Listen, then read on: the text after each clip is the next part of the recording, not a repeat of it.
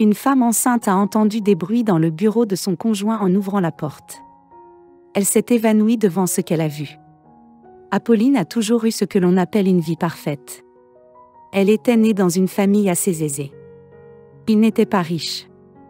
Mais il ne manquait pas d'argent et pouvait s'offrir de temps en temps de belles choses, comme des vacances à l'étranger chaque année. De plus, Apolline a été scolarisée en se faisant dire qu'elle était la plus belle fille que les garçons aient jamais vue. Ses cheveux auburn et ses yeux bleus brillants étaient une combinaison rare qui faisait que beaucoup de gens tombaient amoureux d'elle à cause de sa beauté. Apolline avait souvent la vie facile. Ses admirateurs lui offrent des objets et elle trouve plus facilement des emplois bien rémunérés, car les gens veulent travailler avec elle. Après avoir terminé ses études, Apolline a trouvé un emploi bien rémunéré dans une entreprise relativement nouvelle. Il s'agit d'une jeune entreprise. Cependant, la jeune femme est enthousiaste à l'idée de commencer à vivre seule et à gagner son propre argent. Elle voulait savoir ce que c'était que d'être indépendant. Quelques mois après son entrée en fonction, l'entreprise commençait vraiment à prospérer.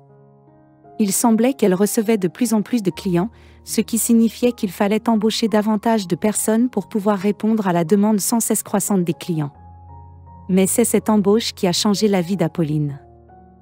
La jeune femme avait travaillé incroyablement dur un matin pour répondre aux appels et aider les clients qui avaient besoin de ses conseils, après un appel particulièrement difficile avec un vieil homme plutôt grincheux.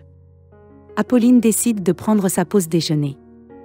Elle se rend dans la salle de pause, mais dès qu'elle y entre, elle est stupéfaite. Un jeune homme incroyablement beau est assis à la table de la salle de déjeuner. Il était la définition même du grand, du brun et du beau. La jeune femme se mit à rougir en le voyant, ne voulant pas avoir l'air trop gênée. Apolline prit une grande inspiration et entra dans la salle pour prendre son repas. Elle s'assit ensuite à la table en face du bel inconnu. Cependant, il semblait qu'elle n'était pas la seule à être intriguée par l'autre personne. L'homme étrange avait lui aussi été captivé par Apolline et sa beauté. Ils s'assirent timidement l'un à côté de l'autre jusqu'à ce que l'homme décide de se présenter. « Bonjour, je suis Léon », dit-il. Apolline sourit et lui dit également son nom. Elle lui dit ensuite qu'elle n'avait jamais vu Léon au bureau et qu'elle était curieuse de savoir ce qu'il faisait là. Léon explique qu'il est nouvellement embauché et qu'il sort tout juste de l'université. Il ajoute ensuite qu'il n'a pas l'intention de rester longtemps dans l'entreprise, car il veut créer sa propre affaire. Cependant, il avait encore besoin d'un peu de revenus avant de pouvoir le faire. En discutant un peu plus, ils se sont vite rendus compte qu'ils avaient beaucoup de choses en commun. Au cours des mois suivants, Apolline et Léon se rapprochent de plus en plus et commencent à sortir ensemble. Ils ne tardent pas à tomber amoureux. 1 an plus tard, Léon demande à Apolline de l'épouser. La jeune femme dit immédiatement oui et ils fixent la date de leur mariage à l'été de l'année suivante. Le mariage est magnifique, mais il est assez restreint car seuls les membres de la famille sont invités. Le couple n'en revient pas de la chance qu'il a eue de se trouver et pense être le plus heureux possible. Pendant les 6 mois qui suivent leur mariage, Apolline et Léon essaient de passer le plus de temps possible ensemble. Léon travaille toujours dans l'entreprise où il a rencontré Apolline, car il y gagne bien sa vie, ce qui permet au couple de s'offrir une belle maison et quelques luxes. Mais un jour, alors qu'Apolline se prépare pour aller travailler, elle se précipite soudain dans la salle de bain, se sentant malade. Cette situation s'est répétée plusieurs jours de suite, au point qu'Apolline a commencé à avoir des soupçons. Elle s'est rendue au magasin local et s'est acheté un test de grossesse. Et comme elle le pensait, le test s'est révélé positif. La jeune femme était folle de joie. Elle avait toujours voulu fonder une famille et aimait l'idée d'avoir des enfants. Grandir. Fille unique, Apolline avait toujours souhaité avoir au moins 2 enfants pour qu'ils puissent grandir ensemble. Après avoir annoncé la nouvelle à Léon, celui-ci n'en revient pas. Il est aussi ravi que sa femme et tous deux commencent à attendre avec impatience le jour où ils pourront dire bonjour à leur nouvel enfant. Au fil des mois, le ventre d'Apolline grossit de plus en plus. En peu de temps, tout le monde au bureau sait qu'elle est enceinte et tous la félicitent, ainsi que Léon, pour leur nouveau bébé. Cependant, la grossesse a des conséquences sur la santé d'Apolline. Après une visite chez le médecin, celui-ci lui a dit que le bébé mettait son corps à rude épreuve et qu'elle devait se ménager. Cela signifie pas de stress, pas de travail, et même plus de relations intimes avec son mari, de peur de se faire du mal ou de faire du mal au bébé. Léon et Apolline acceptent ces conditions. Cependant, au bout de quelques semaines, Léon commence à s'impatienter. Il a envie d'être avec sa femme et le fait qu'elle le lui refuse à chaque fois, même après que les médecins lui ont donné le feu vert, lui donne un sentiment de rejet et de souffrance. Quelques mois se sont encore écoulés, et le moment est bientôt venu pour la femme de tête de commencer son congé de maternité. L'heure du départ en congé de maternité a sonné. Elle a emballé toutes ses affaires et a dit au revoir à tous ses collègues pour le moment. Cependant, le lendemain, elle se rend compte qu'elle a oublié un document important à son bureau et décide d'y retourner pour le récupérer. Elle était loin de se douter que cela changerait sa vie à jamais. La jeune femme s'est approchée de la porte de son bureau sans se soucier de rien et a récupéré le document qu'elle avait oublié. Cependant, au lieu de quitter le bureau pour rentrer chez elle, elle décide de rendre visite à son mari dans son bureau. Elle se sentait mal pour la façon dont elle l'avait traité ces derniers temps, sachant qu'elle avait été assez distante et elle voulait se rattraper. Cependant, alors qu'elle s'approchait de son bureau, elle commença à entendre des bruits étranges provenant de l'intérieur. On aurait dit des gémissements. Le cœur d'Apolline se met à battre la chamade.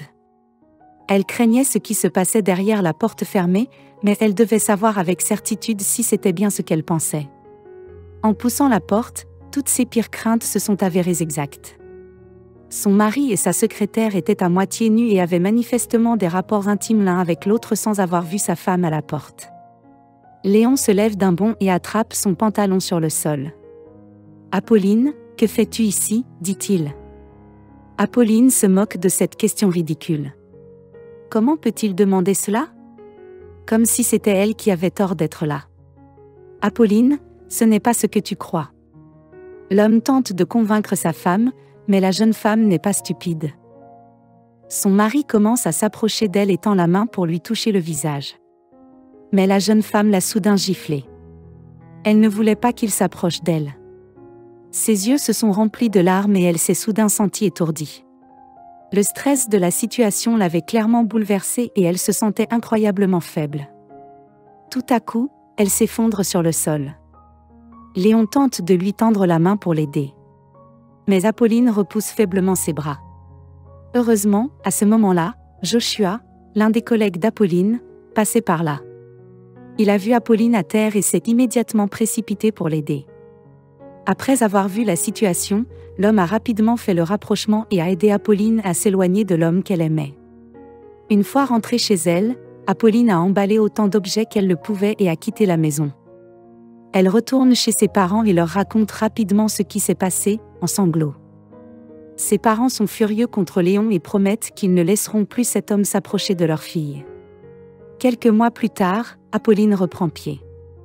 Elle a décidé de quitter son emploi dans l'entreprise et de créer sa propre boulangerie. Elle a toujours aimé faire de la pâtisserie et elle trouve cela très relaxant. En outre, cela lui permettait de faire les choses à sa façon, sans que personne d'autre ne vienne les perturber. Pendant cette période, Léon a essayé de la contacter à plusieurs reprises, mais Apolline n'était pas. Elle n'a pas l'intention de retourner auprès de quelqu'un qui l'a trahi à ce point. Bien que la jeune femme ne veuille plus rien savoir de son ex-mari, elle ne l'empêche pas de voir sa fille. Peu de temps après s'être séparée de Léon, Apolline a donné naissance à une petite fille qu'elle a décidé d'appeler Victoria. Apolline savait qu'il était important de donner à Léon la possibilité de voir sa fille. Après tout, c'est lui qui l'a créée. Et ce qui s'était passé entre eux ne regardait qu'eux. Elle ne voulait pas que cela affecte la relation entre Léon et sa fille, car l'homme aimait manifestement son bébé. Au fil des années, Apolline retrouve l'amour auprès d'un père célibataire, Jonathan. Il avait un fils issu d'un précédent mariage, mais Apolline l'aimait de tout son cœur. Il avait à peu près le même âge que Victoria, ce qui signifie que le rêve d'Apolline de voir ses enfants grandir ensemble allait se réaliser. Léon, quant à lui, a fréquenté plusieurs femmes. Mais il n'a jamais pu retrouver une femme comme Apolline. Sa beauté intérieure et extérieure était unique et il a regretté de l'avoir perdue pour le reste de sa vie. Cette histoire montre que l'on ne sait parfois ce que l'on perd que lorsqu'il est trop tard.